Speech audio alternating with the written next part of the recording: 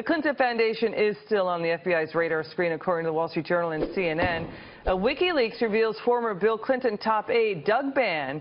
Now, he made a very heavy allegation in a WikiLeaks email, to Clinton campaign chair John Podesta, that Chelsea Clinton allegedly misused foundation money. Again, warning, it's a serious charge with no proof from a stolen email. The email reads, quote, the investigation into her getting paid for campaigning, using foundation resources for a wedding and life for a decade, taxes on money from her parents. I hope that you, John Podesta, will speak to Chelsea and end this.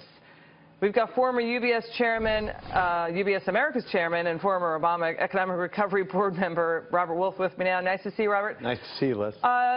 So we know that Doug Bann there was no love lost between Doug Bann and Chelsea Clinton. There was kind of a vituperative, nasty relationship between them. Do you think the Clinton Foundation, though, should be dissolved if Hillary is elected?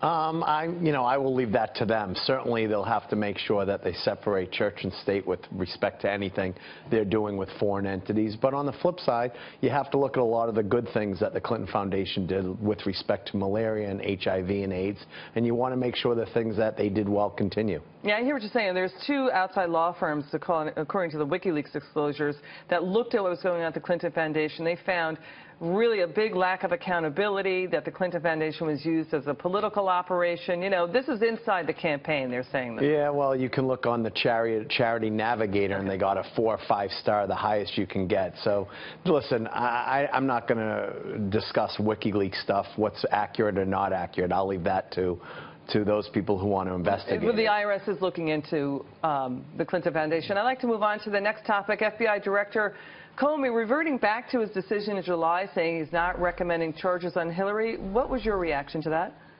Well, I'm glad where he came out in July, and I would agree that I think his statement was there's nothing that's been done that would make charges appropriate. And so I'm glad he's back to there's no reason to make charges, that there's no appropriate reason to move forward. I think, and the case is closed. And so, listen, as a Hillary supporter, I didn't like what came out 10 days ago.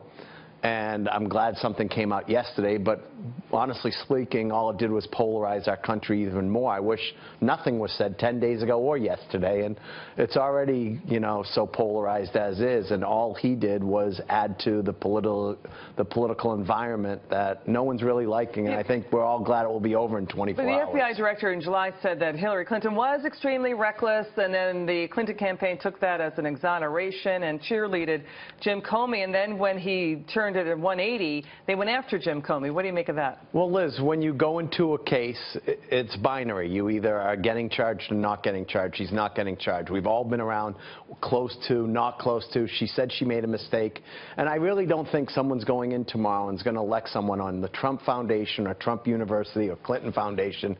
They're going to walk in and they're going to say, who's better for immigration? Who's better for the economy and jobs? But this hit her hard in trustworthiness and in the polls. Both sides got hit hard in trustworthiness. Yeah. But she got really dialed back in momentum in the polls, and the trustworthiness went down for her. There is no question the last 10 days until 2 days ago, there felt like there was a bit of momentum. But at the end of the day, your polling has it outside the,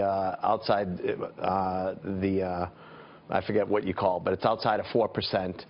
You look at the early voting. I can't tell you what the Trump people are saying, but I know inside the Clinton people, we feel incredibly strong what's going to come. Robert Wolf, thank you so much for joining us. Thank you for having me on. Really appreciate it.